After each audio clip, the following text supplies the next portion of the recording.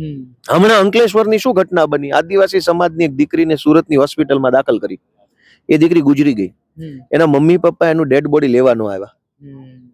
પછી સુરતની civil હોસ્પિટલેથી phone કર્યો કે તમારા દીકરી ગુજરી ગઈ, કેમ ડેડ બોડી છોડીને જતા રહ્યા? ત્યારે ભાઈ રોતા રોતા દીકરીના પપ્પા એમ કીધું કે મારી પાસે ડેડ બોડીને સુરતથી અંકલેશ્વર લઈ જવાના પૈસા નથી, એમ્બ્યુલન્સના અગ્નિ સંસ્કારના પૈસા નથી, એટલે હું છોડીને જતો રહ્યો, લાશ છોડીને. એ આદિવાસી સમાજના વ્યક્તિ હતા. આજથી 15 દિવસ નથી થયા. તો મનસુખભાઈને કે આવું બધું શું તમે કરો છો યાર?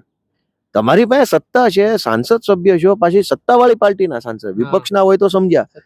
તો તમે જે કામ કરો ને, આદિવાસી સમાજની દીકરીઓને જોડીને લઈ જવી પડે છે. કોઈ દીકરી દવાખાને ગુજરી જાય તો એના મા બાપ એની લાશ તરછોડી દેવી પડે છે.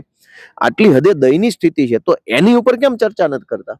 અને રોજ જાગીને ચૈતર વસાવા આમ ને ચૈતર વસાવા તેમને આમ આદમી, તમને જનતાએ એટલી વખત સાંસદ બનાવ્યા છે, તો તમે તમારી પાર્ટીની સરકાર પાસેથી સારા કામ કરાવો. ઈ કેમ નથી કરાવતા? અને રોજ જાગીને અમને ગાળો દેવાની, રોજ છાપું ખોલો દા મનસુખભાઈ કંઈક બોલ્યા હોય. પણ શું કામ પણ આવું બધું કરો છો તમે? તમને કોઈ કહેવા વાળું નથી તમારી સરકારમાં કે આ બધું ક્યાં કરવાની જરૂર છે? 500 પ્રશ્નો પડતર છે. સ્ટેચ્યુ ઓફ યુનિટી બની, એમાં જે ડિસ્પ્લેસમેન્ટ થયું, વિસ્થાપિત થયા જે આદિવાસીઓ, અને હજુ મકાન જમીન નથી મળ્યા. તો કેમ મનસુખભાઈ નથી બોલતા કે સ્ટેચ્યુ ઓફ યુનિટીના વિસ્થાપિતોને મકાન આપો, જમીન આપો? નર્મદા ડેમ બન્યો, એના વિસ્થાપિતોને ઘણાને નથી મળ્યું એમનો અધિકાર, મકાન કે જમીન કે જે મળવું છે. તો કેમ મનસુખભાઈ બોલતા નથી? અલગ અલગ અનેક ડેમ બન્યા આદિવાસી વિસ્તારોમાં, એમાં આદિવાસી પરિવારોની જમીનો ગઈ, વિસ્થાપિત થયા, એને હક નથી મળ્યો. મનસુખભાઈ રોજ જાગીને આમ આદમી પાર્ટી ને ચૈતર વસાવાની પાછળ પડી ગયા છે.